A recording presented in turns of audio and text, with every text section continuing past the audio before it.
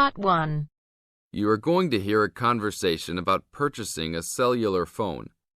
First, you have some time to look at questions 1 to 6.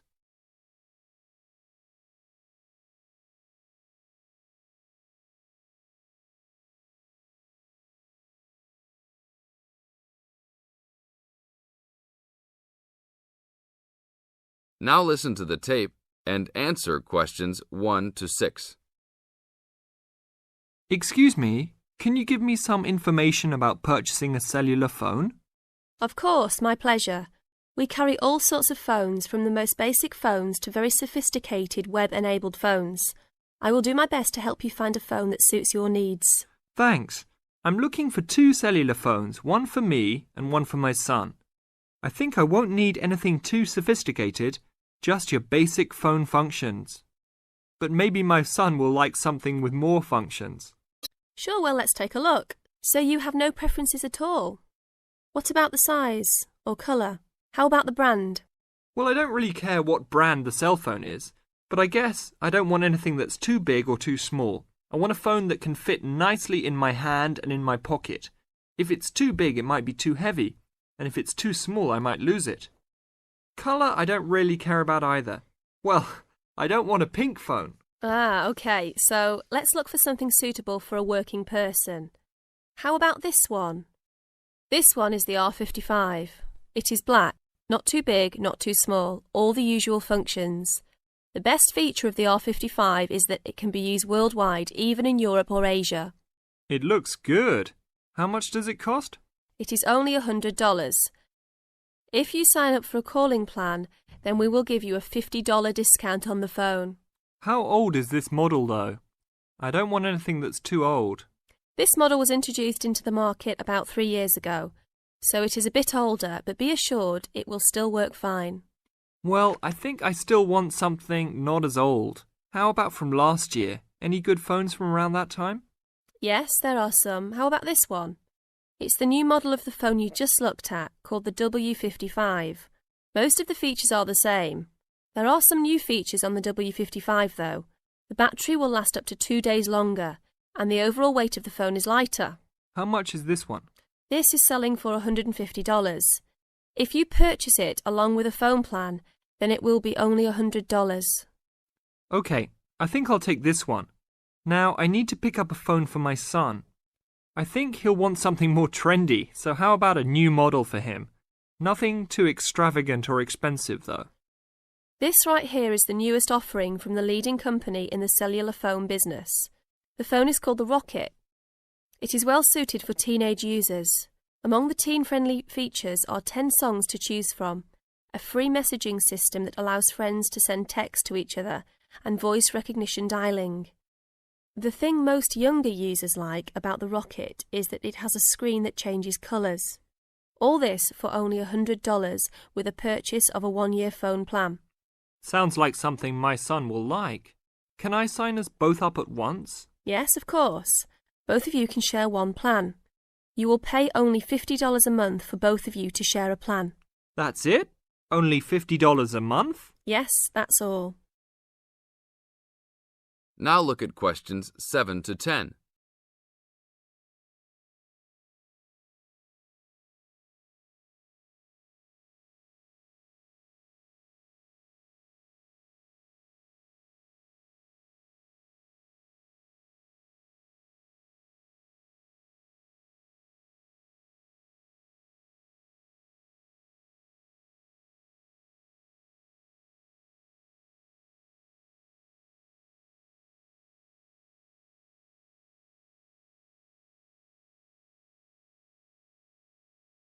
Now listen to the tape and answer questions 7 to 10. OK, I will need your information. Name and address, please. Richard Derek Jones. What's your profession? I'm an engineer. Address, please. 322 First Street, San Francisco, California. And phone number, please. 621-360-7601. Oh, sorry, that's the wrong number. 621-360-7610. How many phones do you want activated onto your plan? 2 for now. Thank you very much. Your phones will be ready in a minute. That is the end of part 1.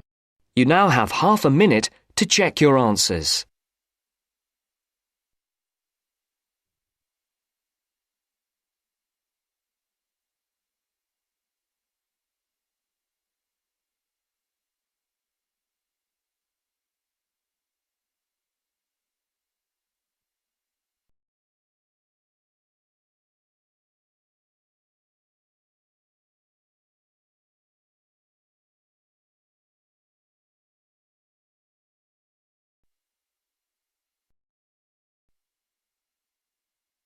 Now turns to part 2. Part 2. You will hear a salesman giving information to house owners about an alarm system. First, you have some time to look at questions 11 to 16.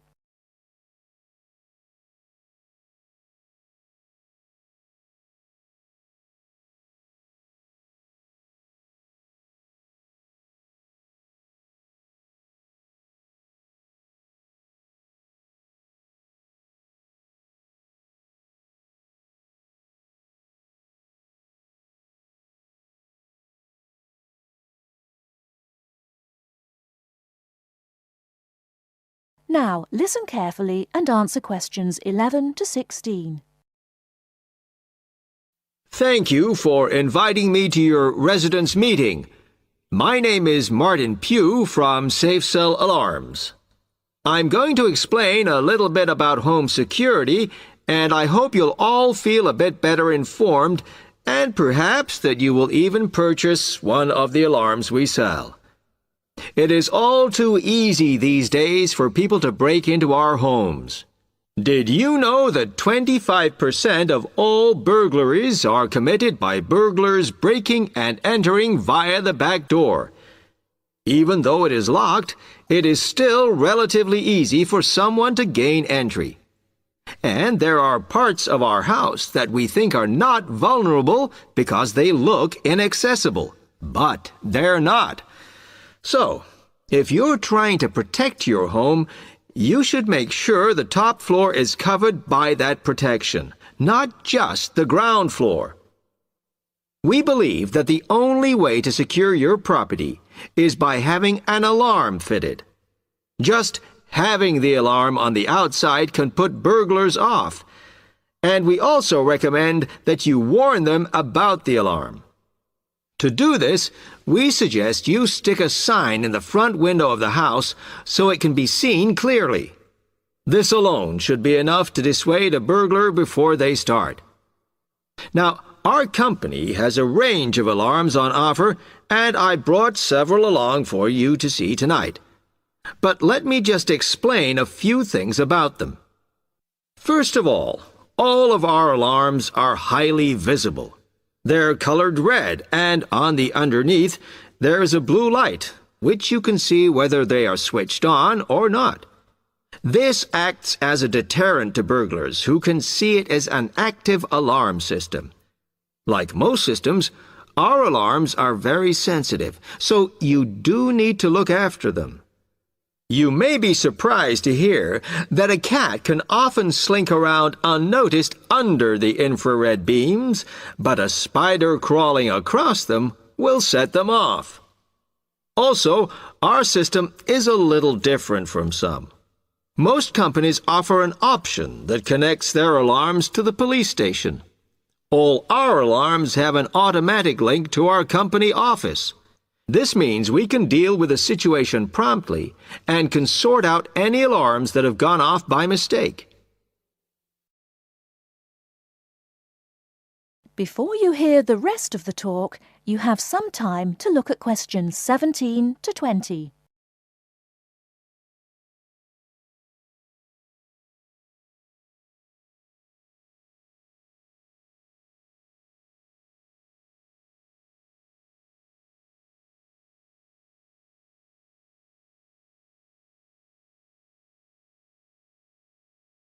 Now listen and answer questions 17 to 20.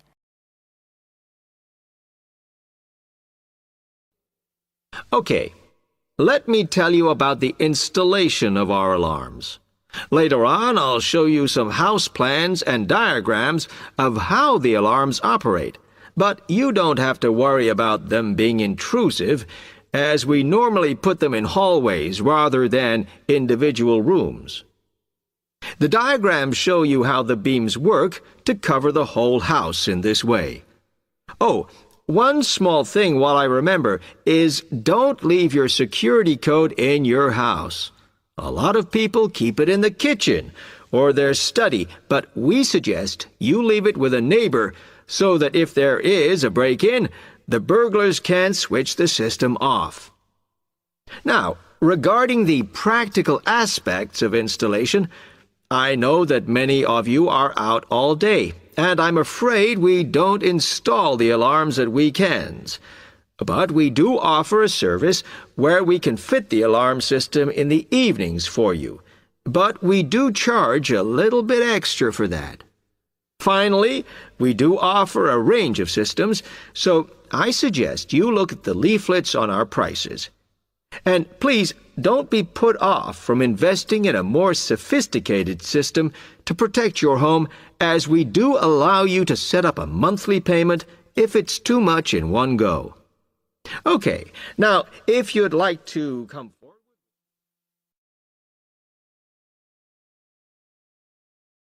That is the end of part 2. You now have half a minute to check your answers.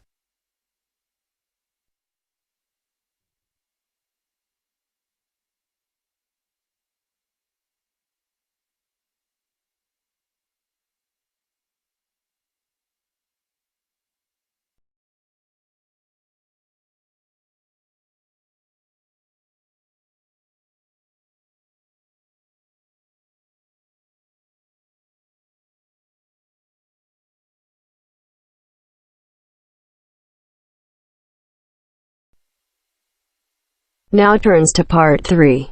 Part 3. You'll hear an introduction about canoeing. First, you have some time to look at questions 21 to 24.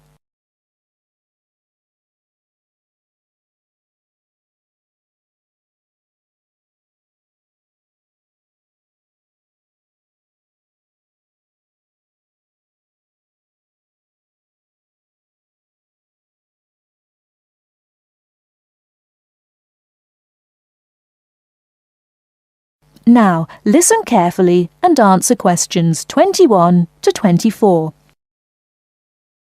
Have you imagined paddling around on a river in a small boat? Canoes, which are narrow boats and usually hold 1 or 2 people at the most, are particularly well known for being unstable and turning over in the water. But more and more people enjoy this dangerous sport. Today, Cynthia Bocci, an adult education teacher and an addict of canoeing as well, will share her experience of canoeing with us. Cynthia, when did you begin this sport? Well, I started it 6 or 7 years ago, and soon I got attracted by the exercise. I have to admit that it brings me great fun. It's become part of my life. So, could you describe how you do it? At first, I think you need some like-minded friends. The friends who share the same interest with you. It's no fun at all if you canoe alone. Usually, we assemble in a parking shelter near the Island Lake Recreation Area. We pull our canoes from inside the vans, lift them from atop the cars and trucks, and attach wheels to help transport them to the shores of the lake beside the boat dock. What equipment do you need for the sport? Well, first and foremost, a canoe, of course. The price ranges from £300 to £700, depending on the material they're made from. The more you can pay, the better, really. Personally, I wouldn't look at anything under £500, but that obviously depends on your budget. You also need a hard helmet to protect yourself against rocks when you fall out of the canoe, and believe me, that is very likely to happen. Because of this, it's a must for a beginner to wear a wetsuit. Oh, bathing suits don't work really. Sometimes a life jacket is a necessity in case you fall into water and no one else is nearby. Before you hear the rest of the talk, you have some time to look at questions 25 to 30.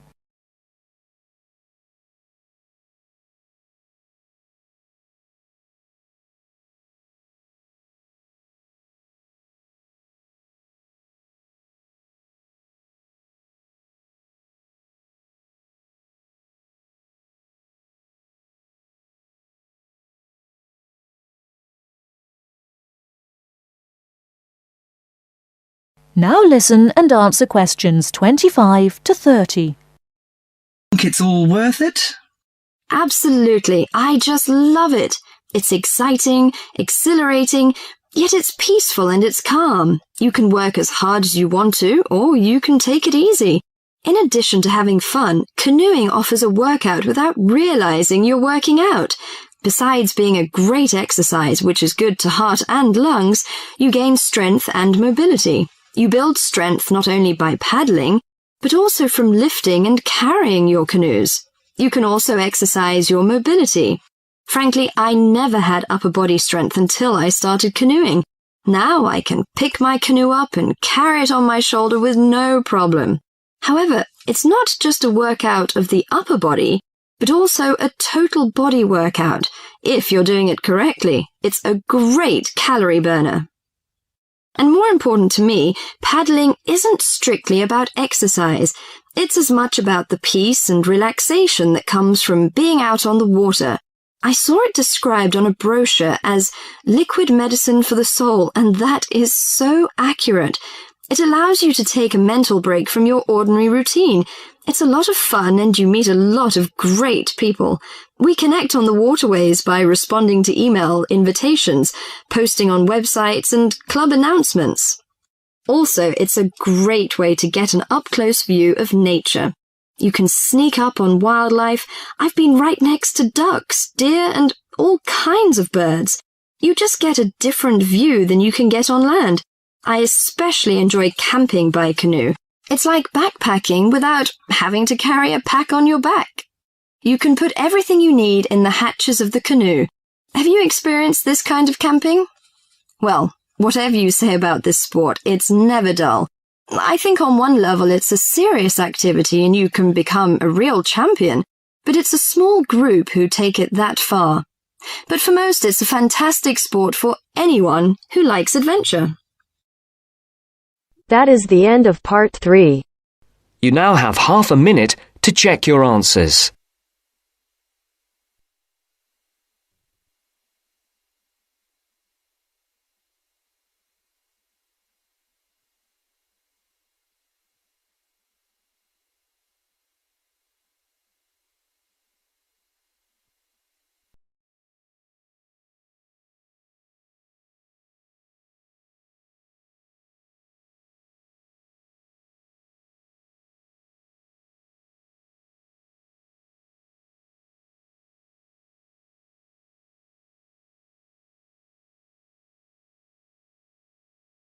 Now turns to part 4.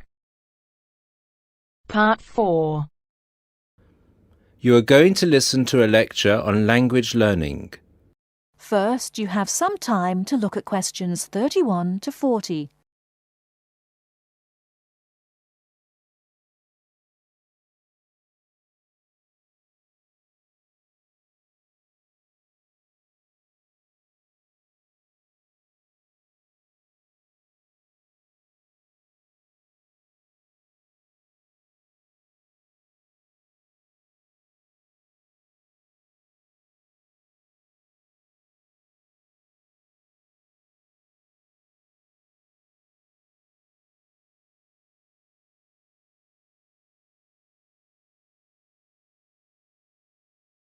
Now listen carefully and answer questions 31 to 40. This is the first in our series of lectures on language learning. The topic I'd like to deal with today is what makes a successful language learner? There's been a lot of research into what makes some people learn a language faster than others. In this lecture, I'll summarize the main findings of the research into the subject. There are many factors that influence how quickly one learns a foreign language, of which exposure to the target language seems to be one of the most important factors to consider. It's this factor which determines the speed of learning a language, especially among those people who learn a foreign language outside the classroom. There are more people who did not learn a second language or a third language in the classroom, and I think that understanding how learners successfully learn languages without the help of a teacher can provide us with the key to how to become a successful language learner. Let's look then at the characteristics of a successful language learner. Motivation seems to be one of the key factors. Research into motivation has identified two main types: instrumental motivation and integrative motivation. Instrumental motivation is the kind of motivation that encourages people to learn a language for practical reasons, such as getting a job or passing an examination. Learners with this kind of motivation intend to use the target language as a tool or instrument to help them achieve a goal. Integrative motivation is what encourages learners to learn a language in order to communicate and socialize with others who speak the language. The primary aim for learners with integrative motivation is to use the language to integrate and identify with the community that uses the language. Immigrants, or people who are married to speakers of another language, are motivated in this way. Although most people have mixed motivation, research into language learning and acquisition suggests that integrative motivation produces much better results and is an important characteristic of successful language learners. Personality is another important factor in language learning. One does not need to be an extrovert to learn a foreign language, but willingness to experiment and take risks is essential. Introverted or anxious learners who are afraid of making mistakes find it harder to learn a language. Good language learners will try to experiment with different ways of learning vocabulary or grammar until they find the way that suits them best. Language is a complex system.